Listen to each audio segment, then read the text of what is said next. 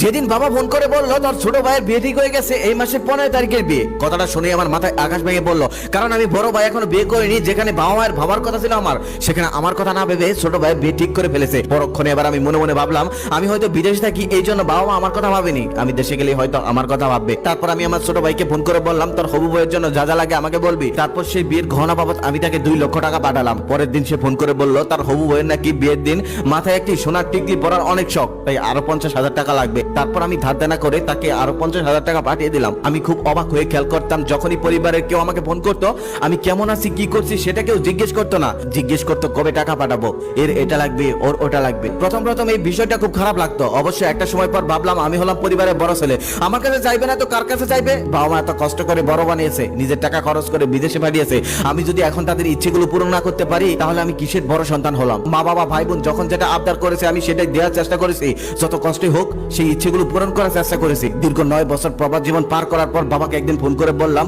বাবা আমি দেশে ফিরে আসতে চাই। বাবা তখন বলল দেশে এসে কি করবি? তখন আমি বললাম কিছু একটা করব, তোমাদের ছাড়া আর ভালো লাগে না, ভাই বোনদের দেখতে ইচ্ছে করে। বাবা তখন রাগ নিয়ে বলল দেখতে ইচ্ছে করে ভিডিও কলে দেখ, এখন কি আর সেই দিন আছে যে এসে দেখতে হবে? আমি সবেমাত্র ঘরের কাজ ধরেছি, তুই যদি এখন চলে আসিস তাহলে সেই ঘরের টাকা পাঠাবে কে? সেদিন বাবার কথা শুনে আমার মনে হলো আমি আসলে একটা টাকার মেশিন। মানুষ এমনি এমনি বলে না, প্রবাসীরা হলো পরিবারের জন্য শুধু একটা টাকার মেশিন, তাছাড়া আর কিছুই না। এভাবে আরো 1 বছর কেটে গেল, 1 বছরের মধ্যে ঘর কমপ্লিট হলো। তারপরে আমি হুট করে বাড়ি চলে আসলাম, যেখানে বাবার কথা ছিল আমাকে জড়িয়ে ধরার, সেখানে বাবা দূরে দাঁড়িয়ে আছে। ছোট বোন রাগ করে আছে, কারণ ওর হাজবেন্ডের জন্য একটা রোলেক্স ঘড়ি আনতে বলেছিল, আমি এনেছি অন্য ঘড়ি। আমি ছোট বোনকে বললাম আরে পাগলি এই ঘড়িটা অনেক দামি। তখন সে বলল তোমার দামি ঘড়ি তুমিই দাও, আমার হাজবেন্ড এই ঘড়ি নিবে না, তোমার দামি ঘড়ি তুমি হাতে নিয়ে বসে থাকো। অথচ ছোট বোন বলে গেল ছোট থেকে ও যা চেয়েছে আমি কখনোই কোনো ইচ্ছাও ওর অপূর্ণ রাখিনি। ছোট ভাই রাগ করে আছে, কারণ ওর স্ত্রীর জন্য আইফোন আনতে বলেছিল, আমি সেটা আনতে পারিনি, অন্য একটা ফোন এনেছি। ছোট ভাইকে বললাম দেখ আমি একবারে চলে এসেছি, সবার জন্য সবকিছু আনতে হয়, আর আমি যা টাকা ইনকাম করেছি তা তো বাড়িতেই পাঠিয়ে দিয়েছি, আমার কাছে তো তেমন টাকা ছিল না,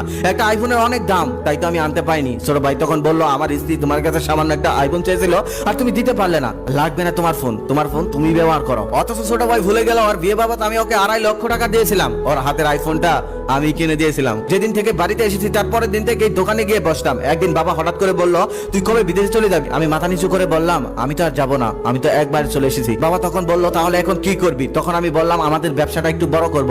ওপাশ থেকে ছোট ভাই রেগে বলতেছে আমাদের ব্যবসা মানে? এই ব্যবসাটা শুধুমাত্র আমার, এই ব্যবসাতে আর কারো ভাগ নেই, এই ব্যবসাটা আমি ছোট থেকে আস্তে আস্তে বড় করেছি। বাবা তখন এটাই বলল হ্যাঁ ও তো ছোট্ট একটা ব্যবসা নিয়েছিল, সেটার থেকে আস্তে আস্তে বড় বানিয়েছে, এটা তো শুধু অরি ব্যবসা, এটা তো তোর ব্যবসা না, তুই ব্যবসা করতে হলে অন্য একটা ব্যবসা কর। সেদিন ছোট ভাইয়ের কথা আমি যতটা না কষ্ট পেয়েছিলাম তার থেকে বেশি কষ্ট পেয়েছিলাম বাবার কথায়, কারণ আমি দীর্ঘ 10টা বছর গাদার মতো খেটে কখনো আমার ভাবিনি, সমস্ত টাকা আমি পরিবারকে দিয়ে দিয়েছি। অথচ ছোট ভাই আজকে তার ব্যবসাটা নিজের করে নিয়েছে। তখন আমি বাবাকে বললাম আমি যে 10টা বছর গাদার মতো খেটে টাকাগুলো পাঠালাম সেই টাকাগুলো কোথায়? বাবা তখন বলল সেই টাকাগুলো ওদের লেখাপড়া খরচ, তোর বোনের বিয়ে আর বাড়ি ঘরের কাজে সব শেষ হয়ে গেছে। আমি তখন বাবাকে বললাম তাহলে জমি বিক্রি করে আমাকে কিছু টাকা দাও, আমি ব্যবসা করি। বাবা মুখের উপর বলে দিল আমি একটা টাকাও তোকে দিতে পারবো না, তুই নিজে যা পারিস তাই কর। কিন্তু আমার কাছে তো কোনো টাকা নেই, আমি সারাটা জীবন গাদার মতো কেটে সমস্ত টাকা তো বাবাকেই দিয়ে দিয়েছি। তারপর ছোট বোনের কাছে কিছু টাকা ধার চাইলাম, ছোট বোনও দিল না। নিজের বাবা আর রক্তের ভাই বোনদের থেকে এমন ব্যবহার পেয়ে সেদিন আমি কাঁদিনি, কিন্তু আমার ভিতরটা কত বিক্ষত হয়ে গেছিল। তারপর আমি কোনো উপায় না পেয়ে আবার বিদেশে চলে যাওয়ার সিদ্ধান্ত নিলাম। যেদিন চলে যাবো সেদিন সবাইকে বললাম দেখো তোমরা হয়তো বাবা বিদেশে টাকা রাস্তাঘাটে পড়ে থাকে, কিন্তু একমাত্র প্রবাসীরাই জানে